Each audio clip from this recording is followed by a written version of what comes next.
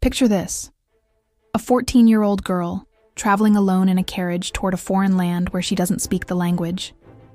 At the border, she's stripped of everything she owns: her clothes, her jewelry, even her beloved dog. She's dressed in French garments by strangers and sent forward to meet a husband she's never seen. This isn't the plot of a fairy tale. This is the true story of how an Austrian princess became the most hated woman in France. This is the story of Marie Antoinette. Born in 1755 in Vienna, Maria Antonia was the 15th child of Empress Maria Theresa of Austria. She wasn't raised to be a queen. She was more interested in music and sledding than politics and etiquette. But when she was just 12 years old, her mother made a decision that would seal her fate. France and Austria had been enemies for centuries. To secure peace, Empress Maria Theresa arranged for her youngest daughter to marry the future King of France, Louis Auguste. The marriage would unite two empires. But for little Maria Antonia, it meant leaving behind everything she'd ever known. On May 16, 1770, at the age of 14, she married the 15-year-old Dauphin in the Palace of Versailles. Thousands of people watched. Fireworks lit up the sky. But the celebration turned to tragedy when a stampede killed 132 people, an omen some would later call prophetic. The young bride was now Marie Antoinette, Dauphine of France. And from day one, the French court despised her. Why? Because she was Austrian, France's former enemy. The courtiers whispered behind her back, calling her l'Autrichienne, the Austrian woman, which sounded suspiciously like l'Autrichienne, meaning the other bitch. She was alone, young, and everyone was watching, waiting for her to fail. In 1774, when Marie Antoinette was just 19, her husband became King Louis XVI. She was now the Queen of France, one of the most powerful positions in the world. But power and happiness are not the same thing. Marie Antoinette was trapped in the suffocating world of Versailles, where every moment of her day was a public spectacle. People watched her wake up, get dressed, even eat. Hundreds of courtiers surrounded her constantly. The pressure was unbearable. So she did what any young person might do. She rebelled. She threw parties. She gambled. She wore extravagant dresses and towering hairstyles decorated with feathers, flowers, even miniature ships.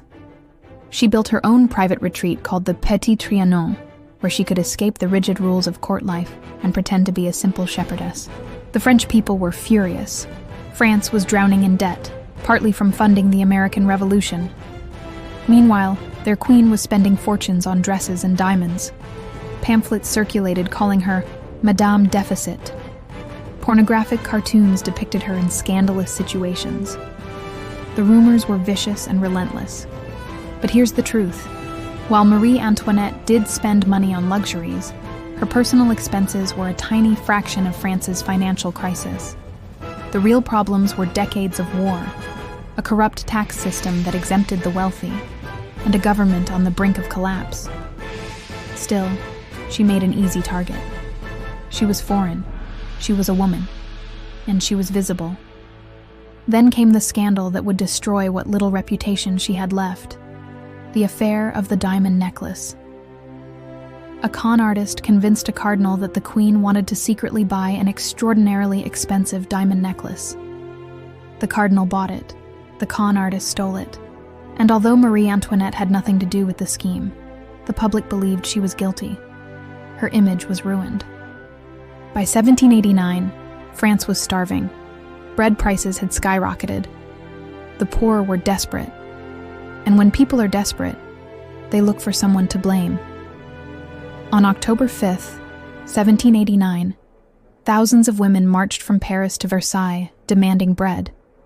They broke into the palace, nearly reaching the queen's bedroom. Marie Antoinette barely escaped. The mob forced the royal family back to Paris, where they became prisoners in the Tuileries Palace.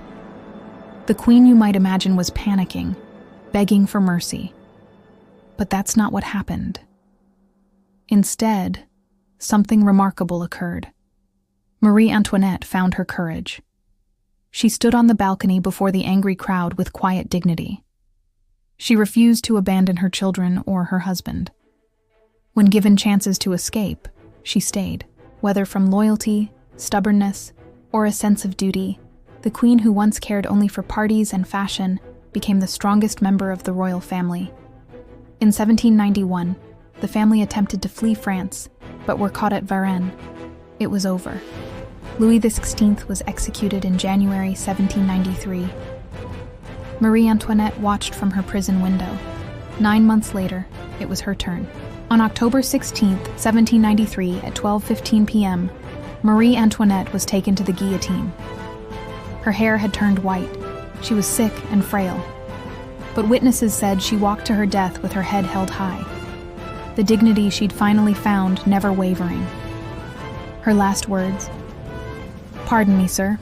I did not do it on purpose," spoken to the executioner after she accidentally stepped on his foot. So what about that famous phrase, "let them eat cake"? Marie Antoinette never said it. The quote appears in Jean-Jacques Rousseau's writings from before she even arrived in France. It was propaganda, one of countless lies spread to make her seem callous and cruel. Was Marie Antoinette a perfect person? No. She was frivolous, naive, and out of touch with the suffering of ordinary people. But she was also a teenager thrust into an impossible situation, blamed for problems that existed long before she arrived, and ultimately executed not for her crimes, but because she was a symbol.